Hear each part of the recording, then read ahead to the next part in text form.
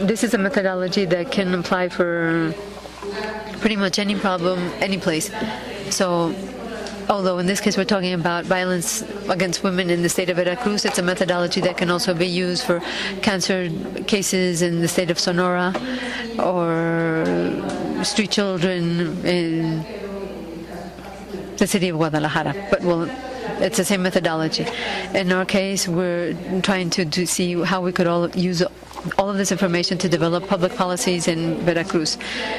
The problem is that official information is not made known in those places where there's more cases of this type of violence in the state of Veracruz, and so oftentimes the measures of the public policies aren't appropriate, and that doesn't allow women to be properly serviced. And so we hope to be able to determine where violence against women tends to concentrate through these maps, and with that develop better public policies and better use our resources.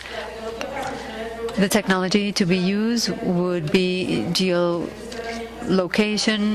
things like Batchio.com, CrowdMap, Usahidi. It all depends on the needs of each problem.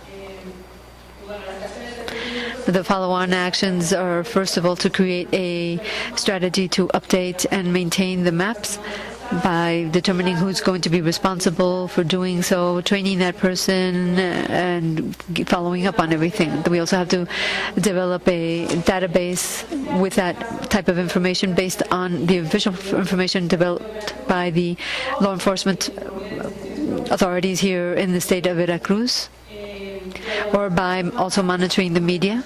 We also have to be able to use BatGeo, that platform. We have to put those maps up on a specific website so that they can also always be available. Work on a campaign, marketing or publicity campaign, in which both the social networks and traditional media would be involved, so that everybody can be aware of this information.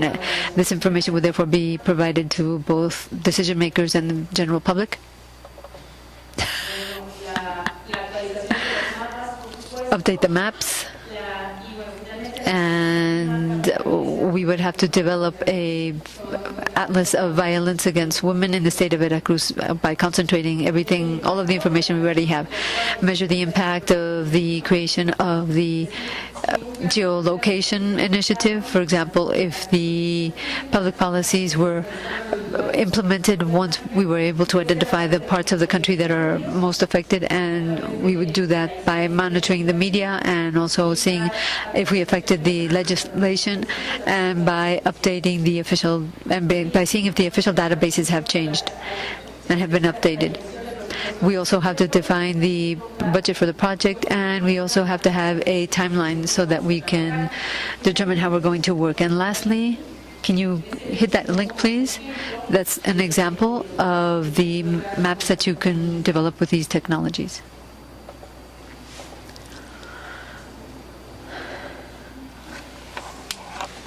Ahí está el mapa.